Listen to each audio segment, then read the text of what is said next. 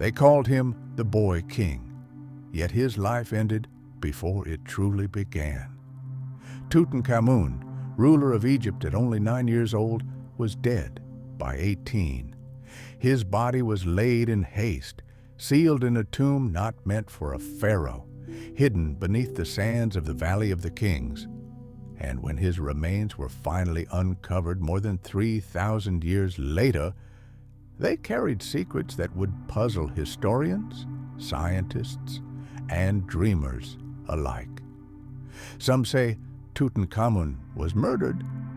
Others whisper of an accident or of a sickness that drained him before his time. And still others believe his very burial carried a curse, one that would echo across the centuries. Tonight, we drift back into the shadows of ancient Egypt and follow the Boy King's short, haunting life, his mysterious death, and the eerie story of what followed after his tomb was opened. History is full of stories that feel like dreams. If you'd like to wander through more of them, gently tap like and subscribe for the next strange journey. Tutankhamun's reign was born from turmoil. He ascended the throne around 1332 BCE after the death of Akhenaten, the heretic pharaoh who tried to erase Egypt's many gods in favor of one, Aten, the sun disk. When the Boy King took power, he was guided by powerful advisors who quickly restored the old gods, rebuilding temples and returning Egypt to familiar traditions. But Tutankhamun himself was frail. The golden mask that later became his eternal image hides a body marked by illness. Modern scans of his mummy reveal a cleft palate, a curved spine, and bones weakened by disease. He may have walked with a cane, and several of them were found in his tomb. Some scientists believe he suffered from malaria or from a congenital disorder caused by generations of royal inbreeding. Still, his death remains a mystery. His skull shows signs that once led researchers to suspect a fatal blow to the head, perhaps an assassination. Others argue the damage came from rough handling during his hasty burial or from chemical reactions within the tomb that burned his body after death. In 2014, scans revealed something shocking. Tutankhamun's flesh may have been charred by a chemical reaction when oxygen, resins, and heat combined inside the sealed coffin. The Boy King may have been cremated by accident after burial. Yet another theory points to an accident. A broken leg, discovered on his mummy, may have become infected, leading to a rapid decline. In a time before antibiotics, such a wound could have been fatal. And so, Tutankhamun's final hours remain cloaked in uncertainty. A boy pharaoh, frail, perhaps injured, perhaps poisoned, who left Egypt without an heir. His death ended his fragile dynasty. His name was erased from monuments, perhaps deliberately forgotten. And yet, that very erasure preserved him. For when the tombs of greater kings were plundered, Tutankhamun's hidden resting place remained undisturbed, buried beneath layers of stone and time. Centuries passed, empires rose and fell, and Tutankhamun slept in silence, his golden mask staring into eternity, until the 20th century, when a British archaeologist named Howard Carter would uncover his resting place, and with it, awaken the most famous archaeological discovery in history. In the early 1900s, explorers scoured the Valley of the Kings, hoping to find treasures of Egypt's past. Most tombs had already been looted long ago, leaving only empty chambers and broken sarcophagi. Many believed nothing remained to be found, but Howard Carter was stubborn.